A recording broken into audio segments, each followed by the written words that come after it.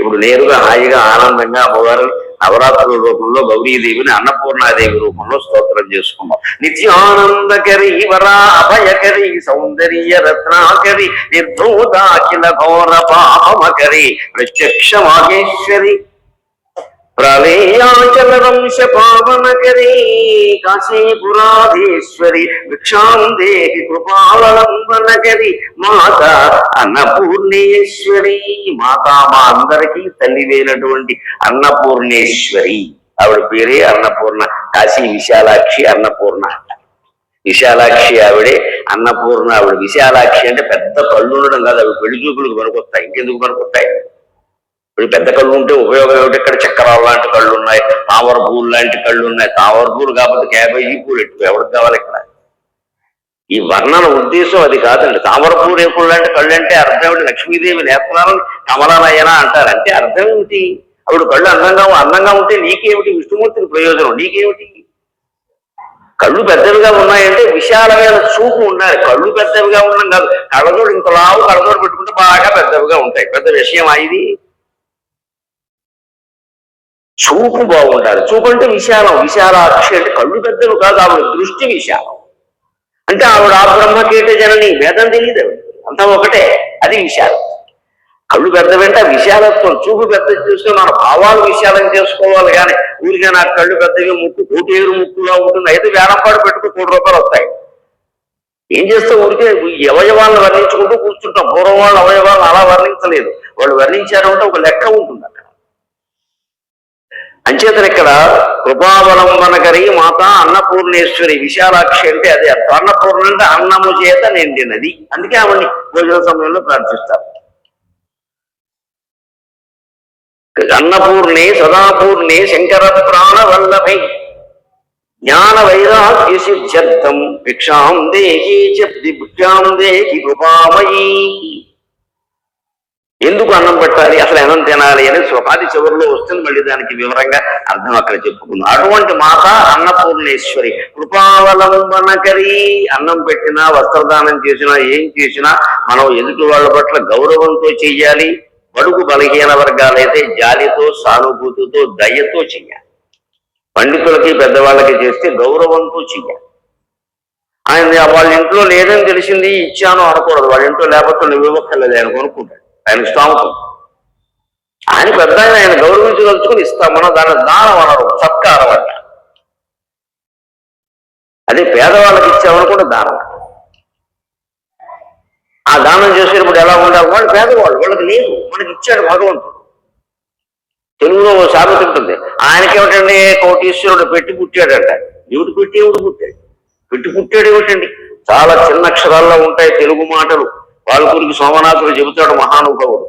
తెలుగు మాటలు అనంగా వలదు వేదవల కొలదిగా చూడుడి అంటారు. తెలుగు అంటే ఎవరుకుంటున్నావో ఒక్కొక్క మాట ఒక్కో వేదం అన్నది. పెట్టి పుట్టాడు. ఎంత గొప్ప అంటే పూర్వజన్మలో పెట్టి ఇప్పుడు పుట్టాడు. అందుకే ఆయన కోట్లు వచ్చాయి. దాని ఉద్దేశం అది. ఆ పూర్వజన్మలో చెప్పరు, అది బ్రాకెట్ లో ఉంటుంది, విదిన్ బ్రాకెట్స్. పూర్వజన్మలో పెట్టి ఇప్పుడు పుట్టాడు. అంటే నువ్వు ఏం చేయాలి? ఇప్పుడు పెడితే వచ్చే జన్మకనే ఉంటుంది, లేకపోతే అప్పుడు చెప్పే. పూర్వజన్మ ఏమైందో మనం పెట్టేమో లేదో మనకి తెలియదు. ఏదో ఇప్పుడు ఇబ్బందుల్లో ఉన్నాం, అప్పుల్లో ఉన్నామో, ఉన్నది పోగొట్టుకున్నామో, ఏదో ఏడ్చాం. మొత్తం మీద మన చాతుర్యం అంతా ఉపయోగించి ఉన్న ఆస్తి పోగొట్టుకున్నాం, అయిపోయింది. ఇప్పుడు కనీసం ఇప్పుడైనా ఉన్నదాంతో మన తెల్లకి మినగా ఏదో 2 బతుకులు ఎవరికైనా పెడితే అది కలిసి వస్తుంది. ఇప్పుడు దాన ధర్మాలు ఎటువంటి అదేదో లోకంలో కీర్తి ప్రతిష్టల కోసం కాదండి. అది ఒక్కోసారి మెచ్చుకుంటారు, ఒక్కోసారి వాళ్ళకి ఎక్కువ ఇచ్చారు, మన కోసం ఇచ్చే ఇలాంటి వ్యాఖ్యానాలు చాలా ఉన్నాయి. వాళ్ళ ఉన్నదాంతో మనకి ఇచ్చింది అంతా ఈ మనికిమాల వ్యాఖ్యానాలు చాలా ఉన్నాయి. అంటే ఆ కీర్తి ప్రతిష్టలు శాశ్వతం కాదు, అవి నమ్మదగినవి కాదు. ఎప్పుడు దాన ధర్మాలు అంటే ఒకటే లెక్క. వ్యాపారంలో పెట్టుబడి పెడతాం, లాభం ఆశిస్తాం కదా, వచ్చే జన్మకి పెట్టే పెట్టుబడి దాన ధర్మాలు. అందుకోసం చెయ్యాలి. అందుకోసం కానీ అందులోనే విశేషం ఏమిటంటే అత్యుదారంగా, అతి తీవ్రంగా, అతి ఉన్నతంగా దానం చేస్తే త్రిభిర్పక్షై త్రిభిర్మాసై త్రిభిర్వర్షై త్రిభిర్దినై అత్యుత్కటై పుణ్యపాపై ఏకైవ ఫలమశ్రుతి అని సుభాషితంలో చెప్తారు. నువ్వు అతి తీవ్రమైనటువంటి పాపం చేసినా, పసిపిల్లలను చంపేయడం, పసిపిల్లలను మానభంగాలు చేయడం, దుర్మార్గాలు ఉన్నాయి. ఇవి అతి తీవ్రమైన పాపాలు. వాటికి నిష్కృతి లేదు. చేసిన వేలు మర్చిపోయి వాడికి అపకారం చేయడం కృతజ్ఞత. దాన్ని మించిన పాపం లేదు. కృతజ్ఞుడు శవాన్ని కుక్కలు కూడా ముట్టుకోవాలి. నీకు ఉపకారం చేసిన వాడికి చేయగలిగితే ఉపకారం చేయి. నీకు ఆ స్తోమత లేకపోతే ఊరుకో. ఎవరన్నా అడిగితే వారు మంచివారు అని చెప్పి వారికే నువ్వు ఉపకారం చేసావు అంటే శవాన్ని కుక్కలు కూడా ముట్టుకో. అంచేత అతి తీవ్రమైన పాపం చేసిన, అతి ఉన్నతమైన దానం చేసిన, 1,00,000 మందికి కలిసి ఇచ్చేటువంటి పుణ్యం చేసేవాడు ఒకటి, 10,000 మంది పేదవాళ్ళని మనం బయట పడేసేవాడు కూడా పేదరికి, అది ఉన్నతమైన పుణ్యం. అది దానికి వచ్చే జన్మ వరకు ఆగక్కర్లేదు. త్రిభిర్దినై 3 రోజుల్లో దాని ఫలితం వస్తుంది. లేదు త్రిభిర్పక్షై కనీసం 3 15 45 రోజుల్లో వస్తుంది. త్రిభిర్మాసై 3 మాసాల్లో వస్తుంది. త్రిభిర్వర్షై 3 సంవత్సరాల్లోనైనా వస్తుంది. ఈ జన్మలోనే వస్తుంది. దాని తీవ్రతను బట్టి, ఔన్నత్యాన్ని బట్టి ఫలితం ఉంటుంది ఎప్పుడు కూడా. అలాగా దానం చేయమని అడుగుతున్నావు. కృపావలంబనకరి, కృప అవలంబనకరి, దయ నీతో ఉంటేనే కదా ఇంత అన్నం పెట్టేది ఎవరైనా. దయ లేకపోతే అందుకని అడుగుతున్నారు. భిక్షాందేహి కృపావలంబనకరి మాత అన్నపూర్ణేశ్వరి. ఇప్పుడు ఇది ఒక్కటే అన్నం పెట్టమనే మాట ఉంటుందండి ఆయన స్తోత్ర రచనలో. విశేషం చూడండి, మిగిలినంతా సంపూర్ణ తత్వం. ఇంకెక్కడ అన్నమాట ఉండదు. ఇదంతా ఎందుకు చెప్పినట్టు? నువ్వు అన్నం ఎందుకు తినాలి అంటే బతుకు ఉండాలి కాబట్టి. బతికి ఎందుకు ఉండాలి అంటే మళ్ళీ పుట్టకూడదు కాబట్టి. అంతే లెక్క. అన్నం ఎందుకు తినాలి అంటే బతుకు ఉండాలి కాబట్టి. బతుకు ఎందుకు ఉండాలి అంటే జ్ఞానం కోసం ప్రయత్నం చేయాలి కాబట్టి. జ్ఞానం కోసం ప్రయత్నం ఎందుకు చేయాలి అంటే మళ్ళీ పుట్టకుండా ఉండాలి. ఇంకో లక్ష్యమే జీవితానికి లేదు. ఆధ్యాత్మికత అర్థమైతే ఇలాగే ఉంటుంది. మీ జీవిత లక్ష్యం ఏంటంటే, చిన్నపిల్లలు ఎవరైనా నేను కలెక్టర్ అవుతా, కండక్టర్ అవుతా అనొచ్చు, పెద్ద విషయం కాదు. 60 ఏళ్ళు దాటాక ఆ మాట రాకూడదు. ఆత్మజ్ఞానాన్ని పొందితే రేపు కూడా వెళ్ళిపోవడానికి నేను సిద్ధంగా ఉన్నాను. ఇది ఆత్మజ్ఞాని అయిన వాడు నోట రావలసిన మాట. అంతేగాని ఇంకా నేను మార్నింగ్ వాక్ చేస్తా, ఈవినింగ్ టాక్ చేస్తాను నన్ను అందరూ యంగ్ లుకింగ్ అంటున్నారు. ఇంకేం లుకింగ్ అవకాశాలు ఏం లేవు. ఇక్కడ నువ్వు కోరుకోకూడదు. అసలు నేను ఎవడన్నా యంగ్ అంటే వెంటనే వాడిని అడగాలి, ఎందుకు అనుకుంటున్నా నీకు ఏమైనా కళ్ళు చెప్తారో వచ్చాయా, ఐఎమ్ 80 అని చెప్పాలి. చెప్పడు ఈ ముసలయ్య. ఇది ఇంకా యంగ్ లుకింగ్ అనుకోవడం ఈయనకు ఆనందంగా ఉంది. ఇక్కడ చెప్పాలి మొహమాట లేదు. అందుకే నేను అందరికీ ఇంకా ఎందుకు ఇది ఎవరి కోసం ఈ నాటకం? మీ ఆవిడ బట్టి చంపేస్తుంది. ఆవిడ కూడా ఎలాగే అంటే ఇంకా యంగ్ లుకింగ్ ఏమిటండి? వృద్ధాప్యం వచ్చాక మనం తీసుకోగలిగే జాగ్రత్త ఒకటి, కాళ్ళు చేతులు మన స్వాధీనంలో ఉంటే చాలు. బాత్రూంలో జారి పడకుండా మన పనులు మనం చేసుకోగలుగుతాం. కనీసం అత్యవసర కృత్యం ఇల్లు ఏమో నడుస్తాయి. ఏం తింటారు? ఒక పూట తింటారు. ముసలాళ్ళు ఏం తింటారండి? వాళ్ళ తిండి కోసం వాళ్ళు కష్టపడుతున్నామంటే మనకి బుద్ధి లేదు. మళ్ళీ ఇంకా ఏం చేయాలి? ఒక పూట తింటారు వాళ్ళు, 2వ పూట అట్టుపూట కూడా తినలేరు. అంటే తిండి కోసం కష్టపడక్కర్లేదు. కాళ్ళు చేతులు మాత్రం స్వాధీనంలో ఉండాలి. అది 90 ఏళ్ళు వచ్చినా బతికే చివరి రోజు వరకు చూసుకోవచ్చు. ఎందుకంటే చేసేవాళ్ళు లేని వాడు చేసేవాడు సరిగ్గా అది ఒక్కటే ముసలితనంలో. దానికోసం పోనీ నడక అవసరమైతే అన్నాడు, లేవాలంటే లే, కూర్చోవాలంటే ఇంకా యంగ్ లుకింగ్ గురించి ప్రయత్నం చేయగల. దాని గురించి కాదు, కాస్త ఓపిక ఉండాలి అంతే, అంతకుమించి అక్క. అలాగా తినడం ఎందుకు అంటే బతకడం కోసం, బతకడం ఎందుకు అంటే జ్ఞానం కోసం, జ్ఞానం ఎందుకు అంటే మళ్ళీ జన్మ పొందకుండా ఉండాలి. జన్మరాహిత్యం అదొకటే లక్ష్యం. అందుకని కలెక్టర్ అవ్వడం, కండక్టర్ అవ్వడం, ఇంజనీర్ అవ్వడం, డాక్టర్ అవ్వడం లక్ష్యం కాదు. అమెరికా వెళ్ళడమే లక్ష్యం అని పంపించారు. ఇప్పుడు ఏమైంది? మొత్తం తిప్పి పంపుతున్నారు, చిట్టి పంపుతున్నారు, కొట్టి పంపుతున్నారు, బాగా దారుణంగా అవమానించి పంపుతున్నారు. రోజుకో మాట మాట్లాడుతున్నాడు కదా, రోజుకో మాట. నిన్నోటి ఇంకా సిగ్గు లేకుండా ఇవాళ కూడా అంటున్నాడు, నేను 7 యుద్ధాలు ఆపా. ఏమిటైపోయి వాడు తలకాయ. వాడు ఊరే పెద్ద యుద్ధక్షేత్రం, వాడి ఊరే కురుక్షేత్రం. వాడు ఏదో ఆపాడు. ఏం ఆపాడు? అక్కడ ఒక రష్యా విమానాలు కూల్చేయని చెప్పాడు. ఇవాళ కూడా యుద్ధ విమానాలు కూల్చేయమని వాడు ఛాన్సెస్ పోతే ఏమిటండి? కలియుగం అంటే ఇదే. ఇలా ఉంటాయని వ్యాసుడు ఎప్పుడో చెప్పాడు. వీళ్ళు కలియుగంలో ఇలాగే ఉంటాయి. మంచి చేసేవాడికి అపకారం జరుగుతుంది, చెడు చేసేవాడికి ఉపకారం జరుగుతుంది, భరించాలి. అంటే అర్థమేంటి? భరిస్తూ కూర్చోమని కదా, నువ్వు అలా ఉండకని అర్థం. నువ్వు అలా ఉండకు, నేను చూస్తూ కూర్చోమని కాదు. చూస్తూ కూర్చుంటే చెప్పడం ఎందుకు? మనం చూస్తూ కూర్చోకూడదు. కలియుగం ఇలా ఉంటుంది. నువ్వు అలా ఉండకు. కలియుగంలో అందరూ అబద్ధాలు ఆడతారంటే అయితే నువ్వు ఆడతావా? నువ్వు ఆడకు. అది విషయం. అందరూ మారాక నేను మారుతా అంటే మై హోమ్ పూజలు 2400 ఉన్నాయండి, ఇంకా పేరు ఉంటాయి కదా. వీళ్ళందరూ మారాక నువ్వు మారుతావా? కనీసం అపార్ట్మెంట్ ఒక 5 వేసుకోడు, 10,000 మంది ఉంటారు. 10,000 మంది మారాక రమేష్ గారు ఒక సర్టిఫికెట్ కూడా అందరూ మారారండి, మీరు మారారని ఓకే, నువ్వు మారుతావా? జరిగిందనేనా? మనలో ఉండే లోపాలు మనం సవరించుకోవడానికి ఒక క్షణం చాలండి. అంతర్వీక్షణ చేస్తే చాలు, లోపలికి చూస్తే చాలు.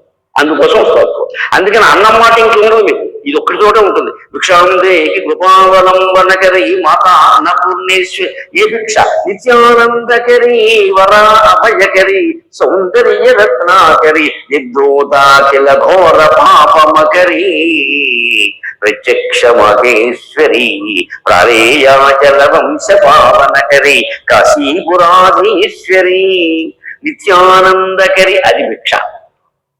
అన్నం తింటే ఎంతసేపు ఆనందం అండి? ఓ 2 గంటలు.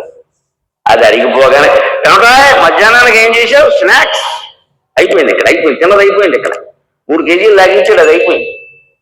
2 గంటలు పడుకుంటాను. మధ్యాహ్నానికి ఏమిటి కాస్త పంటి కిందకి ఏమైనా కరకర. ఇప్పటికీ సంసారంలో కిరికిని మొదలైంది, ఇప్పుడు పంటి కింద కరకర కావాలి. ఎన్ని తింటావు? అంటే ఈ అన్నం తినేది ఎందుకోసం అంటే నిత్యానందం కోసం. మళ్ళీ ఆనందాలు 2 రకాలు, తాత్కాలిక ఆనందం వేరు, నిత్యానందం వేరు. మనం తిన్న తిండి కానీ, మనం కట్టుకున్న బట్టలు కానీ, మన సౌందర్యం కానీ, మన ఐశ్వర్యం కానీ, మనం అనుభవించే భోగాలు కానీ ఇవి తాత్కాలిక ఆనందాన్ని ఇస్తాయి. ఒక మంచి బ్రహ్మాండమైన చీర మీకు నచ్చింది, మీరు కట్టుకుని 10 మందిలోకి వెళ్ళారమ్మా. మనకు ఆనందం ఏమిటి? ఎవరన్నా కనపడి ఈ చీర ఎప్పుడు కొన్నారు? చాలా బాగుంది అని అన్నాం. ఎంతసేపు? 2 నిమిషాలు. 2 నిమిషాలు. ఆవిడ ఇలా పక్కకి తిరిగారు, పక్క ఆవిడతో చెబుతుంది ఆ చీర ఎంత బాగుంటుంది. వాళ్ళ ఆయనకి జీతం కంటే గీతం ఎక్కువ. అయిపోయే మొత్తం ఆనందం పోయింది. ఎందుకు బాగుండదు? మేసేసారు మొత్తం ఇద్దరు కలిసి. ఆయనకి ఆ ఉద్యోగం ఉంటేనా అంటుంది. ఇప్పుడు నీ ఆనందం ఏమైంది తల్లి? ఫ్రాంక్గా ఆలోచిద్దాం. మొహమాటం లేకుండా మాట్లాడటమే నాకు అలవాటు. వెళ్ళి పిలిచిన మంచిది, పిలవపోయినా మంచిది. అయినా రమేష్ గారు ఇంకా 3 వారాలు కాకుండా వెళ్ళి పిలిచేశారు. మరి అదేం మాయం. నేను అప్పుడు మాట్లాడినప్పుడు చాలా నిష్కర్షగా మాట్లాడి ఇంక పిలవలేనుకున్నాను. ఈసారి పైగా 3 రోజులు పిలిచాడు ఆయన. అంటే బాగా నాటుకుంటే ఒకటే లెక్కమ్మా, అది నీ గొప్ప నా గొప్ప కాదు బుల్లోడా, అది నీ గొప్ప నా గొప్ప కాదు, సత్యం. నీకు నచ్చినా నచ్చకపోయినా నిన్ను వెంటాడి తీరుతుంది. నువ్వు గౌరవించవలసిందే, దాన్ని అనుమానం లేదు. అది సత్యం. అంటే బహుమాటానికి చెప్పే మాటలు కొందరికి నచ్చుతే కొందరు సత్యం. నీకు ఇవాళ నచ్చకపోయినా రేపేళ్ళు నచ్చు. ఒక్క ముట్టికే పడకైనా నచ్చక ఏం చేస్తుంది? ఆయన చెప్పారు కదా అంటారు. అమెరికా వెళ్ళిన వాళ్ళు పడుతున్న పాటలు ఏమిటో, ఎందుకు పంపడం ఎంత తప్పో, వెళ్ళడం ఎంత తప్పో, నేను 10 ఏళ్ల పాటు చెబుతున్న మాటలు ఇప్పుడు బ్రహ్మాండంగా వీరవిహారం చేస్తున్నా చూసుకోండి. ఆయన అన్నారు కదా, ఆయన నేను ట్రంప్ అనేవాడు పుట్టకముందు అన్నాను నేను అన్నమాట. వాడు ప్రెసిడెంట్ కాకముందు అన్నాను నేను. కనీసం నాకు మొదటి నుంచి దేశభక్తి, నువ్వు ఇక్కడ బతకలేవా? నా కొడుకులకు నేను స్వయంగా చెప్పాను, మీరు ఏం చేసినా సరే పారిశుద్ధ్య కార్మికుల్లో బతకండి, పండిత పుత్రులు అభ్యంతరం లేదు నాకేమి, కానీ ఈ దేశంలో ఉండాలి, ఈ దేశం వెళ్ళడానికి వీల్లేదు. నా కొడుకులు నేను చెప్పింది. అంటే ఎప్పుడో పంపేవాడు. నేను వెళ్ళొచ్చాను, 10 సార్లు వెళ్ళొచ్చాను అమెరికా. వాళ్ళు పిలిచారు, నేను వెళ్ళాను. దానికి శుభ్రంగా సంపాదించుకుని వచ్చాను. గౌరవము డబ్బు కూడా అనుమానం లేదు. వాళ్ళు పిలిచారు. పిలిచినప్పుడు కూడా నేను చాలా ఆనందంగా చెప్పా, నేను అమెరికా, నీ దేశమే అమెరికా, నువ్వు అమెరికా కాదు, అందుకే నన్ను పిలిచావు. సత్యము అసత్యము, ఏదో బ్రాహ్మణుడు అబ్రాహ్మణుడు అంటే అమెరికా అమెరికా. నేను అమెరికా, నేను టాలెంటెడ్ కాబట్టి నువ్వు పిలిచావు. పుచ్చుకో, దండం పెట్టుకో, డబ్బులు ఇచ్చుకో. కావాలంటే మళ్ళీ పిలుచుకో, వస్తా లేతలేదు. నేను వెళ్ళినప్పుడు కూడా అన్నారు అక్కడ, మీరు ఇక్కడ ఉండిపోండి, మీకు అన్ని కల్పిస్తాం సౌకర్యం. అంటే కుదరదు, నేను ఇక్కడ ఉండను. మా అమ్మా నాన్నను తెస్తావా? గోదావరి నది తెస్తావా అని అడిగాను. గోదావరి నది తెస్తావా అమెరికాకి? నేను స్నానం చేస్తున్నది వెంకయ్య కాలువ కావచ్చు, అది గోదావరి నుంచి వచ్చింది. గోదావరి నువ్వు తెస్తావు ఇక్కడ? మా ఊరు రామలింగేశ్వర స్వామి నువ్వు తెస్తావా? నువ్వేంటే తెచ్చేది? నేను ఉండను ఇక్కడ. పిలుచుకో, ఏడాదికోసారి పిలుచుకో. తానా అంటావు, ఆట అంటావు, వస్తాం, నేను ఎలా ఉంటాయి వెళ్ళిపోతాం అంతే. అలాగే ఉండాలమ్మా. ఇక నుంచి అయినా పిల్లలకి ఆ మాట చెప్పండి. వెళ్ళి సంపాదించుకుని వచ్చేయమని అక్కడ మకా ఉండడానికి వీల్లేదు. మనకు ఆ దేశంలో ఏ దేశంలోనూ ఉండాల్సిన కర్మ లేదు. 140 కోట్ల మందిని కాదమ్మా, 140 వేల కోట్ల మందిని కూడా భరించగల శక్తి పచ్చి బాలెంతరాలు నా భరతమాత. ఆ కవి పద్మభూషణ్ జాషువా చెప్పినమాట, పచ్చి బాలెంతరాలు నా భరతమాత అన్నది. ఎప్పుడు పిల్లలకు అంటూనే ఉంటారు, పచ్చి బాలెంతరాలు. ఈ దేశానికి ఇంకో 100 కోట్ల మందిని కూడా భరించగలిగిన సామర్థ్యం. ఏం పర్వాలేదు, ఏదో పని చేసుకు బతుకుతా ఉంటే మనకేం పెద్ద పెద్ద ఆలోచనలు ఏం లేవు, అక్కర్లేదు. మన దృష్టి ఎంతసేపు వేదాంతం మీద, నిత్యానందం మీద ఉంటుంది. మన దృష్టి మామూలు ఆనందం మీద ఉండదు. అందుకే ఇక్కడ చిన్న పిల్లాన్ని మీరు పలకరించిన అలా జరగాల్సిన జరిగిందంటాడు, వాడికి ఏం తెలుసో తెలియదు.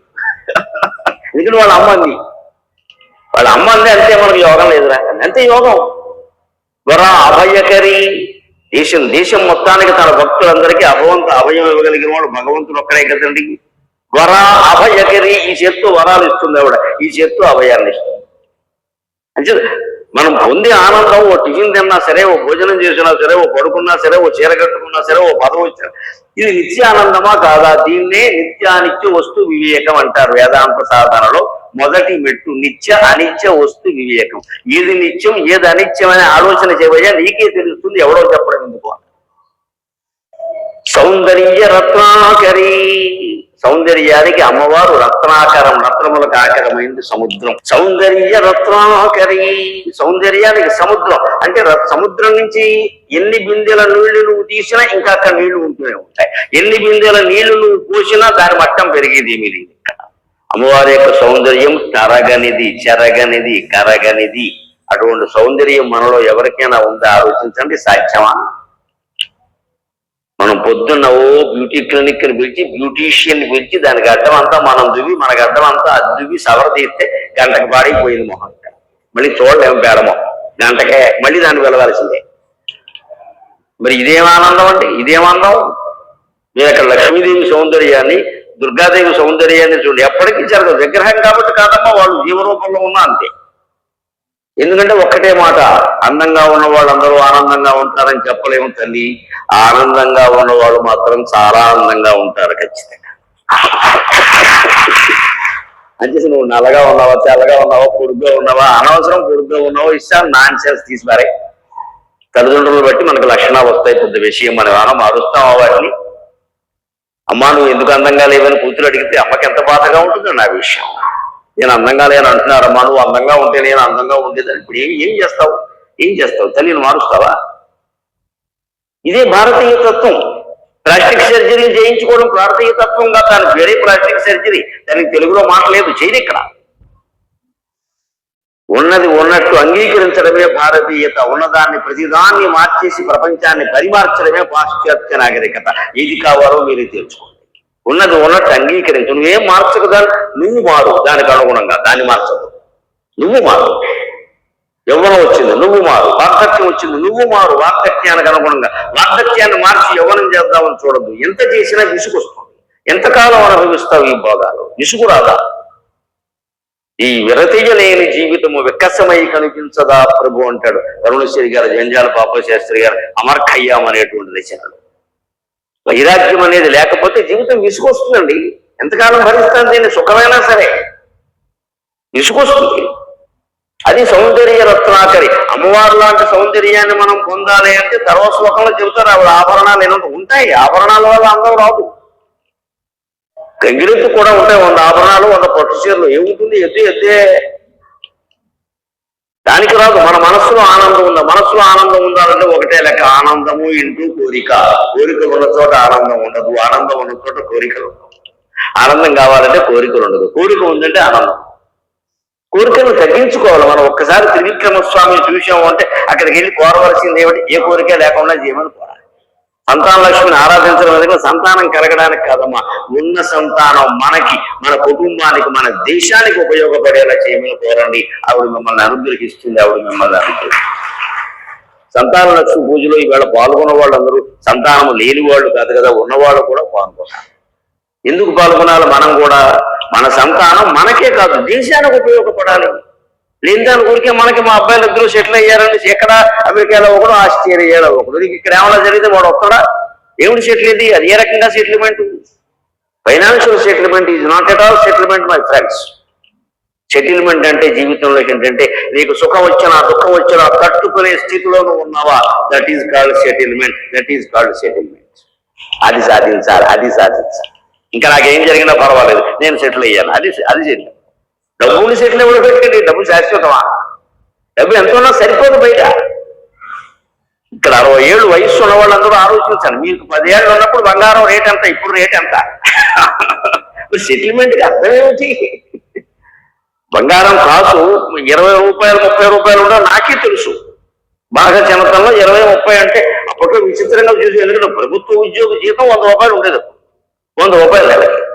అప్పుడు 20 రూపాయలు కాసు అంటే విచిత్రంగా ఉండేది. మా అమ్మాయికి 10 కాసులు పెట్టామని గర్వంగా చెప్పుకోవాలి. ఇప్పుడు కాసు ఎక్కడమ్మా? తులం బంగారం 1,16,000కి చేరుకుంది. ఏం పెట్టుకుంటారు ఇక్కడ అంటే ఫైనాన్షియల్ సెటిల్మెంట్ ఎప్పుడు సెటిల్మెంట్ కాదు, అది నిత్యం మారిపోతుంది. కానీ ఈ ఆర్థికమైన ఒడిదుడుకులు ఎలా ఉన్నా తట్టుకోవడం అంటే అసలు నాకు ఉన్న బంగారం కాదు కొత్త బంగారం ఎందుకు పని లేక, ఇది సెటిల్మెంట్ ఖచ్చితంగా. ఎప్పుడు సుఖంగా ఉంటావు, ఎప్పుడు ఆనందం. ఇది నీ చేతిలో ఉంది. నువ్వు ఆర్థికంగా సెటిల్ అవ్వడం నీ చేతుల్లో లేదు. చుట్టూ పరిస్థితులు కూడా కలిసి రావాలి. నీ ఆదాయం పెరగాలి, ఖర్చులు తగ్గాలి, చాలా కలిసి రావాలి. కానీ నాకు అక్కర్లేదు అని కూడా నీ చేతుల్లో ఉంది. ఒక్క క్షణంలో నువ్వు సెటిల్ అయిపోవచ్చు, అనుమానం లేదు. నాకు అక్కర్లేదు, ఇంకా నా జోలికి రాకండి, అయిపోయింది, వెంటనే సెటిల్ అవ్వచ్చు. మరి 80 ఏళ్ళ వాడికి కూడా ఆలోచన రాదే, ఇంకేదో చేసేద్దాం. ఎందుకంటే 10 మందిలో గౌరవం కోసం కొందరు సంపాదిస్తారు. కాలక్షేపం కోసం ఉద్యోగాలు చేస్తారా? బుద్ధి లేదు. కాలక్షేపం కోసం భగవద్గీత చదువుకు, కాలక్షేపం కోసం శంకర సాహిత్యం చదువుకు, కాలక్షేపం కోసం రామానుజుల సాహిత్యం చదువుకు. అందుకని కాలక్షేపం కోసం ఉద్యోగం చేయడం ఏంటే? ఇంకా డబ్బు సంపాదించాలా? కాలక్షేపం కోసం చేయవలసిన పనులు ఎన్నో. కాలక్షేపం వచ్చిన టైం పాస్, పొరపాటు కోసం చెబుతున్నారని కాలక్షేపం అంటే టైం పాస్ కాదు. కాలహ అంటే యముడు, క్షేపం అంటే వాడిని పక్కకు దూసేయడం. మృత్యువులు కూడా జయించడానికి కాలక్షేపం అంటారు. అది కాలక్షేపం. ఆ కాలక్షేపం పురాణ కాలక్షేపం వల్ల జరుగుతుంది, భగవద్గీత కాలక్షేపం వల్ల జరుగుతుంది. ఊరి టైం పాస్ వల్ల జరగదు. బఠానీ తింటే జరగదు టైం పాస్. బఠానీ ఎందుకు జరగాలి? మృత్యువులు పక్కకి గంట కలగాలని, మృత్యు వచ్చినా నాకేం పర్వాలేదు. నిర్ధూత అఖిల ఘోర పాపమకరీ. ఇక్కడ కూడా నేను ఒక మాట చెప్పాలి. మకరం అంటే మొసలి. పూర్వజన్మల నుంచి వస్తున్న రకరకాల పాపాలన్నీ మనల్ని మొసలిలా పట్టుకుంటాయి. మొసలు పట్టుకుంటే విడిచిపెట్టదు. గజేంద్ర మోక్షణం చదివిన వాళ్ళకి అందరికీ తెలుసు, గట్టిగా పట్టుకుంటుంది. అంత పెద్ద గజేంద్రుడిని పట్టుకోగలిగింది మొసలి. ఎందుకని? నీటిలో ఉన్న మొసలి దిక్కి నీళ్ళు కూర్చును, బయట కుక్క చేత భంగపడును, స్తన బలిమి కాని తన బలిమి కాదయా విశ్వదాభిరామ వినురవేమ అన్నాడు వేమన్న మహాకవి, మహాయోగి. ఎంత చక్కగా చెప్పాడు. ఈ మొసలి బలం ఉంది, అది నీటిలో ఉంది కాబట్టి బలమయ్యా. దాన్ని చంపాలంటే ఏం చేయాలంటే అత్యధికమైన బలం ఉపయోగించి ఒక్కసారిగా మొసలిని బయటికి లాగి గట్టు మీదకి విసిరేయాలి. అది నిర్ధూత అమ్మవారు చేస్తున్నారు. నిర్ధూత అంటే పారద్రోలబడిన, విడిచివేయబడిన, విసిరివేయబడిన ఈ అర్థాలు వస్తాయి. మన పాపాలనే మొసలని ఆవిడ చేస్తుందంటే ఖండించదు. ఖండిస్తే అది మళ్ళీ ప్లాస్టిక్ సర్జరీ చేసుకుంటుంది. ఇక్కడ ఇలా పట్టుకుని బలంగా మా భక్తుడిని బాధిస్తావా నువ్వు, జన్మలు బట్టి ఎలా ఉంటావో నేను చూస్తా, అలాగే గట్టు మీద బారేస్తుంది. గట్టు మీద పెడితే మొసలి ప్రాణం ఒక దెబ్బలో పోతుంది. దాని ఊపిరాడదు ఇంకా. అది నీటిలోనే ఉంటుంది, బయట ఉండలేదు. చేప అంటే మొసలే అంతే. సాగు విషయంలో చేపకి మొసలికి తేడా ఏం లేదు. ఇది చిన్నది, అది పెద్దది, కానీ తేడా ఏం లేదు. ఇక్కడ ఒకటే. అందుకని మన పాపాలు మొసళ్ళు అయితే అఖిల ఘోర పాపమకిరి, అన్ని పాపాలని ఘోర, ఎన్ని ఘోరమైన పాపాలైనా సరే. ఎందుకంటే పాపం అనే దాంట్లో 4 రకాలు ఉంటాయి. ఒకటి పొరపాటు, 2 తప్పు, అంతకంటే పెద్దది. పొరపాటు, తప్పు, నేరం, ఘోరం, 4ది. ఇంగ్లీష్లో కూడా పొరపాటు అంటే మిస్టేక్ అంటారు, తప్పు అంటే రాంగ్ అంటారు, నేరం అంటే క్రైమ్ అంటారు, ఘోరం అంటే ఇంకేదో అంటారు. ఇక్కడ దీంట్లో స్టేజెస్ ఉన్నాయి. ఏదైనా పొరపాటు పర్వాలేదు. ఇందాక మనం ఏదో దేశీ అది చిన్న పొరపాటు, అది సరి చేసుకోవచ్చు. తప్పు ఏదో ఓసారి చేస్తాం, 2 సార్లు చేస్తాం, అప్పటికి తెలుసుకుంటాం, సరే. నేరం, ఘోరం అంటే ఎన్నిసార్లు చేసినా తెలుసుకోకుండా మళ్ళీ అవే తప్పులు, అదే అక్రమ సంబంధాలు, అదే అక్రమ సంపాదనలు, అదే రకమైన దోపిడీలు కొనసాగిస్తూ ఉంటారే వాళ్ళు ఘోరస్తులు, నేరస్తులు. అటువంటి వాళ్ళు కూడా నిజంగా ఎప్పుడైనా 90 ఏళ్ల వయస్సులోనైనా పశ్చాత్తాపడి ఈ నవరాత్రుల్లో అమ్మవారి పూజా మందిరంలోకి వెళ్ళి, అమ్మా బతుకంతా ఇలా చచ్చానమ్మా, వచ్చే జన్మ అంటే భయంగా ఉందమ్మా, ఏమవుతుందో అని భగవంతుడు కాళ్ళు పట్టుకుంటే క్షమించడానికి అమ్మవారి సిద్ధంగా ఉందమ్మా. అది అమ్మవారి యొక్క కరుణ, అది అమ్మవారి యొక్క కరుణ. ఇంకా మనం దేనికి భయపడాలి? అంత ఘోర పాపాలను కూడా ఆవిడ పోగొడుతూ, అంత ఘోర పాపాలు మనం ఏం చేసామండి? నిజానికి మనం గుర్తున్నంత వరకు ఏం చేయాలి? పూర్వజన్మలో ఏదైనా ఉంటే అది శంకరాచార్యకి తెలియాలి, మనకి తెలియదు. వదిలే తెలియని దాని గురించి మనం ఎందుకు ఆలోచించడం? ఇది తెలిసి ఈ జన్మలో అంత ఘోరమైన పాపాలు మనం ఏం చేయాలి? అంత ఘోరాలు పాపాలు చేసిన వాళ్ళు ప్రవచనానికి కూడా రారు, వాళ్ళ బిజినెస్ లో వాళ్ళు ఉంటారు. వచ్చారు అంటే కాస్త మనం పుణ్యాత్మం లేదా పుణ్యం కోసం తాపత్రయపడుతున్నాం అన్న భావన ఉన్నవాళ్ళే వస్తారు. లేని వాడిని టైం పాస్ ఏంటి, ఆయన ఎంత ఏమొస్తుంది ఇప్పుడు ఏదో అంటాడు.